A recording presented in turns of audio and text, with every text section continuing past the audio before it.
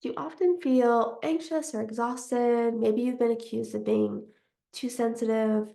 Would you consider yourself highly emotional, empathetic, intuitive, or easily overwhelmed? Maybe you need lots of alone time on the weekends to decompress, curled up on your bed or on the couch. You may be a highly sensitive person, or HSP, along with 30% of other humans that were born with this trait. So being highly sensitive, it creates an advantage. You can live, love, feel really deeply, but it can often lead to feeling overstimulated and misunderstood most of the time. So in this video, I'm going to break down what it means to have this trait, to be a highly sensitive person. May not be what you think or what you've heard.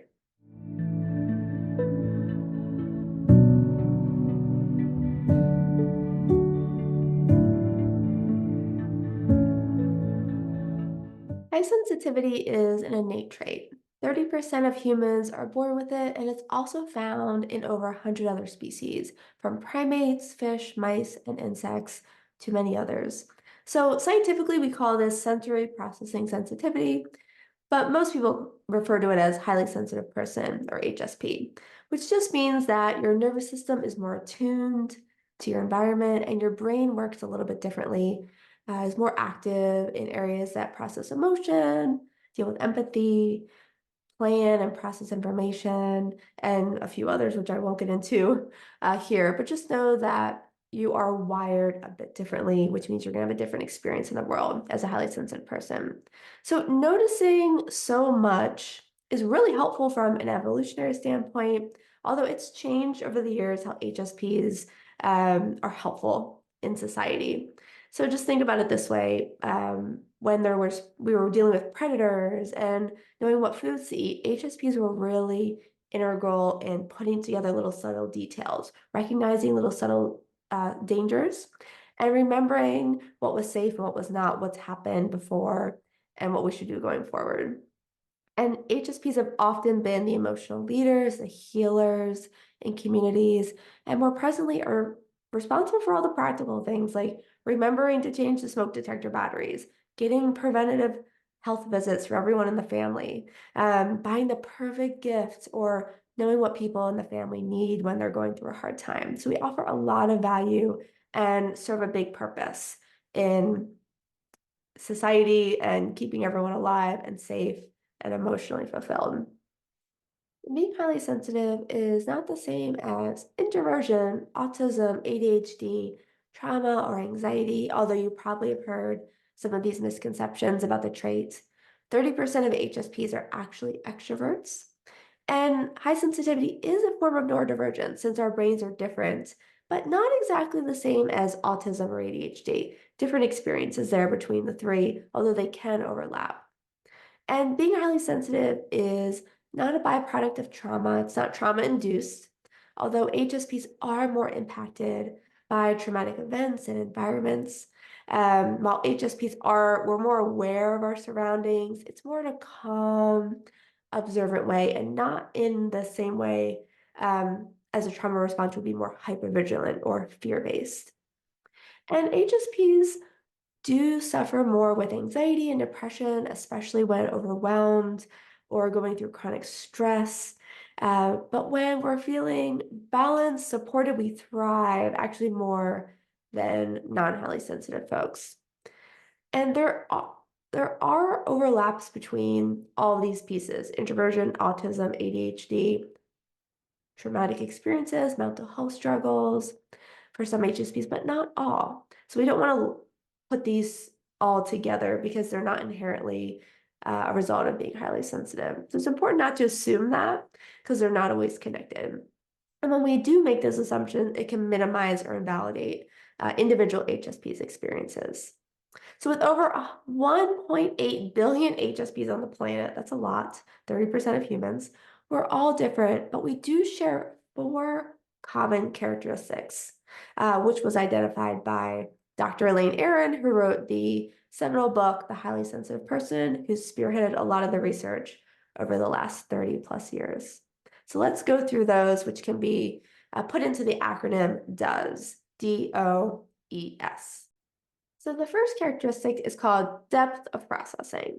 So the highly sensitive brain has a more active prefrontal cortex, the part of the brain that's responsible for decision making and planning. It also has a more active insula, which helps us with perception and self-awareness. And we are wired to pause and reflect. We have that behavioral inhibition system. So we have that internal break. So that means that we are taking in a lot of information all around us. And when you're highly sensitive, you need to deeply think and process and reflect on everything that you're taking in. So that looks like pausing to think about your day, make decisions more thoughtfully, more intentionally, needing more time for that.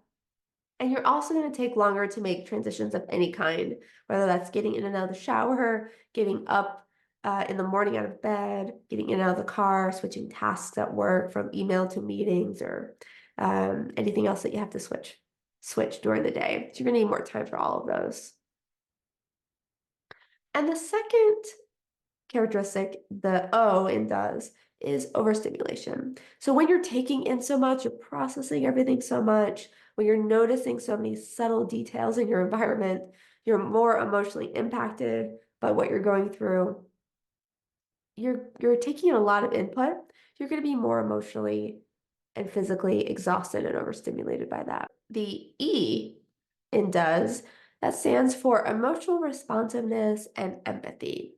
So brain scans have shown that HSPs have more active mirror neurons, which is the part of your brain that's responsible for empathy for others. And it also shows more activity in emotional centers of the brain.